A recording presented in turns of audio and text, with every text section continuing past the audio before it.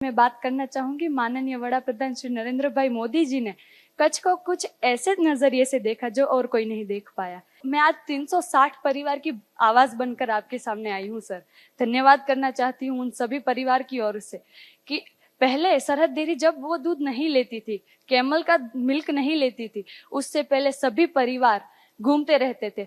वो तो पता है कि कैमल्स 12-13 किलोमीटर चलती रहती हैं, तो इसमें बहुत दिक्कत होती थी। उनका दूध लेने में दिक्कत होती थी, कोई लेता भी नहीं था और भाव भी इतना नहीं होता था। इसीलिए सरहद डेयरी ने जब लेना चालू किया तो वो सभी परिवार स्थिर हुए। उनके स्थिर होने से हम सभी बाल बच्चों का भी शिक्षण में और सभी जगह बहुत ज्यादा प्रगति हुई है हमारी। इसीलिए मैं धन्यवाद देना चाहूंगी उस वजह से कि हम 360 परिवार आज स्थिर होकर स्थायी जीवन जी रहे हैं। और सरहद डेयरी का एक मैं पॉइंट भी बताना चाहूंगी सर। कच्छ के अंदर चार कैमल मिल्क की डेयरियां हैं, तो हमारे यहाँ सभी कोड ऑनलाइन होते हैं। तो क्या होता है कि ऊंट तो 12-13 किलोमीटर चलती रहती है, वो कहाँ पर रुकती नहीं है।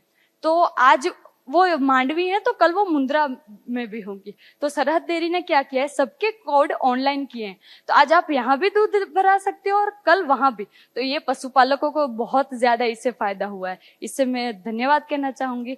और दूसरा सवाल तो नहीं कहूंगी सर, अपनी बात रखना चाहती हूँ कि सर अगर हो सके तो कैमल मिल्क है उसे केमिकल ट्रायल में भेजा जाए और उस पर रिसर्च की जाए तो वो। ऑलरेडी मैंने 4 आयुर्वेदिक कंपनियों को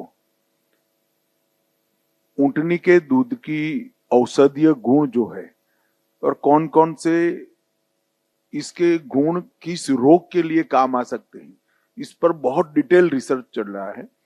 4 कंपनियों का चल रहा है और उसमें से एक कंपनी ने तो इसको पूरा भी कर लिया है, बाकी 3 का भी समाप्ति की ओर है। उसके बाद देश भर के ऊंट पालन करने वाले क्षेत्र वैसे बहुत कम है, मगर सब जगह से ये मिल्क को कलेक्ट कर कर उसका औषधीय गुण का उपयोग कर कर अनेक गुना रेट कैसे मिल सकता है ऊंट पालन करने वालों को, वो हम एक योजना राजस्थान सरकार और गुजरात सरकार दोनों मिलकर बनाने हैं। मुझे नागौर से 3 साल पहले किसी का पत्र आया था कि हमारी ऊंट की प्रजातियां लुप्त हो रही। उस वक्त मैंने ये आयुर्वेदिक कंपनियों को कहा था और उन्होंने करा। अब उनके दूध के औषधीय गुणों का स्टडी कर कर इसमें से कुछ रोग की सटीक दवाइयां अगर बनती है तो ये ऊंट का दूध का जो रेट है वो अनेक गुना हम बढ़ा सकते हैं। और जब ऊंट पालन और ऊंटनी के दूध का रेट बढ़ेगा तो स्वाभाविक रूप से नस्ल संरक्षण में हमें बहुत फायदा होगा। नस्ल संरक्षण के लिए भी राजस्थान सरकार अभी वैज्ञानिक तरीके से किस प्रकार से नस्ल का संरक्षण और संवर्धन दोनों हो सकता है, इसके लिए भी बात कर रही है।